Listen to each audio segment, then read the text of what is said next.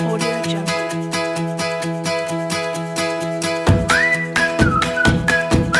Halo teman-teman semua, dalam video ini dimana saya akan menjelaskan tentang siklus hidrologi dan jenis-jenis siklus hidrologi.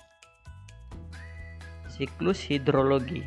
Siklus hidrologi adalah rangkaian tahapan-tahapan yang dilalui air dari atmosfer ke bumi dan kembali lagi ke atmosfer.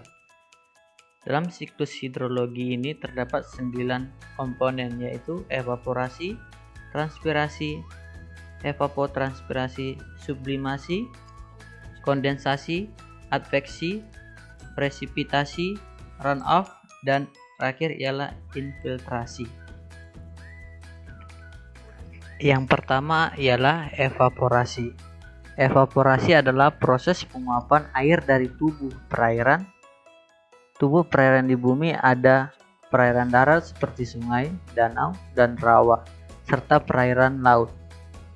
Proses evaporasi sangat dipengaruhi faktor iklim seperti radiasi matahari, temperatur udara, kelembapan, dan kecepatan angin. Transpirasi adalah penguapan atau hilangnya uap air dari permukaan tumbuhan. Pada proses ini tumbuhan mengeluarkan uap H2O dan CO2 pada siang hari yang panas. Transpirasi berlangsung melalui pori-pori daun yang berhubungan dengan udara luar. Faktor yang mempengaruhi transpirasi adalah bentuk bisik daun, sinar matahari, temperatur udara, kelembapan udara, angin, dan keadaan air tanah. Proses transpirasi melewati stomata, lubang kutikula, dan lentisel. Perhitungan berasal dari hasil perkiraan. Stomata 80-90%, kutikuler 20% total transpirasi, dan lentikuler 0,1 total transpirasi. Evapotranspirasi adalah penguapan air yang dihasilkan dari proses transpirasi dan evaporasi.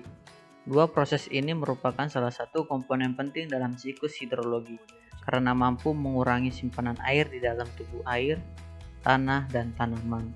Faktor yang mempengaruhi laju evapotranspirasi ialah 1. Laju bertambah dengan meningkatnya suhu, radiasi matahari, dan pergerakan angin. Yang kedua, laju berkurang dengan meningkatnya kelembaban. Sublimasi adalah proses perubahan es di kutub menjadi uap air. Es yang ada di kutub menjadi uap tanpa melalui proses pencairan terlebih dahulu. Perannya di dalam siklus hidrologi sangat sedikit, khusus siklus hidrologi panjang, proses yang berjalan sangat lambat dan jumlahnya sedikit dibandingkan dengan penguapan lainnya. Kondensasi adalah proses perubahan wujud zat dari gas uap air menjadi cair. Kondensasi juga berarti pengembunan. Dalam kondensasi, molekul-molekul air yang berbentuk uap membesar dan menyatu membentuk butir-butir air dan menjadi awan. Di mana semakin banyak partikel tersebut, maka awan semakin tebal dan hitam. Kondensasi biasanya dipengaruhi oleh suhu, udara rendah, dan ketinggian tertentu. Adveksi adalah transportasi air pada gerakan horizontal seperti transportasi panas dan uap air oleh gerakan udara mendatar dari satu lokasi ke lokasi lainnya. Pada proses adveksi, awan berpindah dari satu titik ke titik lainnya karena didorong oleh angin atau perbedaan tekanan udara, dan biasanya terjadi di siklus hidrologi panjang. Presipitasi adalah hujan yang turun dari atmosfer ke permukaan bumi dalam bentuk titik-titik air atau salju. Presipitasi terjadi ketika awan sudah tidak mampu menahan massa air yang dikandungnya. Awan kemudian menurunkan air hujan. Runoff adalah pergerakan aliran air di permukaan tanah melalui sungai dan anak sungai. Pengertian lainnya ialah limpasan permukaan atau aliran air di atas permukaan tanah akibat hujan datang lebih cepat daripada kecepatan tanah menyerapnya. Pergerakan air hujan dari tempat tinggi ke tempat rendah. Pergerakan ke reservoir di bumi seperti danau, sungai, laut, dan saluran air lainnya. Intinya, air dari hasil hidrologi kembali ke hidrosfer. Dapat berdampak terjadi erosi apabila kuantitas dan lajunya tinggi. Infiltrasi adalah proses peresapan air ke dalam tanah. Ketika air hujan menyentuh permukaan tanah, sebagian atau seluruh air hujan masuk ke dalam tanah melalui pori-pori permukaan tanah. Proses peresapan air hujan ke dalam tanah ini disebabkan oleh gaya gravitasi dan gaya kapiler. Tahap terakhir dalam siklus hidrologi di mana air tersebut akan kembali ke laut dan memulai tahapan pada siklus hidrologi sebelumnya. Selanjutnya ialah jenis-jenis siklus hidrologi. Siklus hidrologi dimulai dari terjadinya penguapan dari permukaan laut. Ketika kelembaban udara meningkat, udara akan lebih dingin dan uap air mengembun membentuk awan. Kelembaban dibawa ke atmosfer dan kembali ke permukaan sebagai presipitasi. Ketika air mencapai tanah, proses yang terjadi yaitu air akan menguap kembali ke atmosfer dan air menembus permukaan tanah dan menjadi air tanah.